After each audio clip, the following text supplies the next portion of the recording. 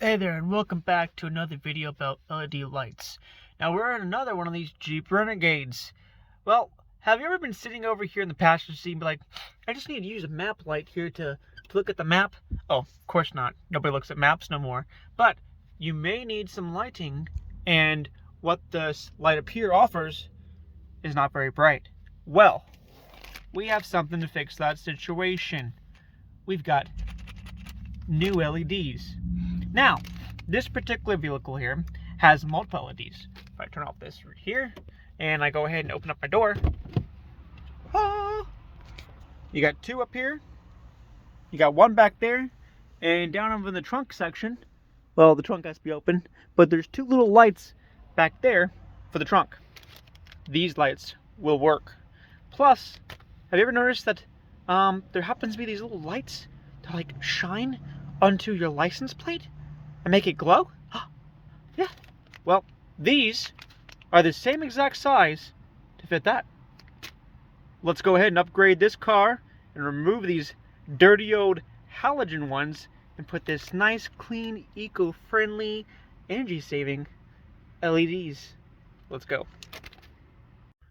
So what you might be thinking is you pop off these pieces here to get the lights. You'd be wrong. What you want to do is pry this back right here. You're going to pop this off, just like so, and you're going to reach in there, and you're going to find all the little tabs that are located up in here. I'm just going to use this screwdriver right here to kind of push in there, and you just want to kind of pry it, be gentle, not to damage anything. And after prying it all off, you just pop it down like that, and then you're going to see a little lead right here, and I'm going to try to do this while holding the camera. There we go, perfect. Unpop that. And what do we got here to deal with? Two little tabbers. Boom. Pops right up. There's your little tiny bulbs. That's what's underneath here. So we're going to take these out and put the new bulbs in. And they should just pull right out. And that's what the new bulbs look like. Those are the LEDs. They have one little LED on each side compared to, oh, what did I just do with those bulbs? I had them there. These are the old ones that were in there. So yep, we took those up and replaced them with these ones. LEDs. Alright, gonna go and hook this up and see what it looks like. Huge difference. Right now, I'm actually using the light. That's it right there. That is how bright it is. Really illuminates this car now. You really got some actual lights in here now. Huge difference. I'm gonna go and replace the rest now. That's what the front one looks like. I'm about to replace this one here. This old halogen looking one. Let's go ahead and take this one apart. Well, this one was super easy. You just pop it right off. And there she is.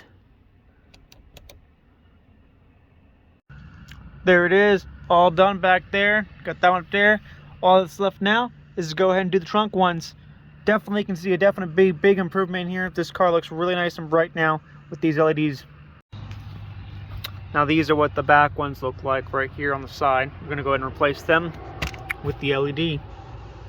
Well, there they are with the new lights in there. These ones pop out really easy. You just gotta be careful. You just pop it in this way and you pop out, and there's like a little piece right here.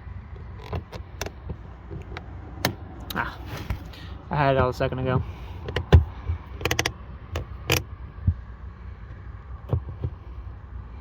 There it is.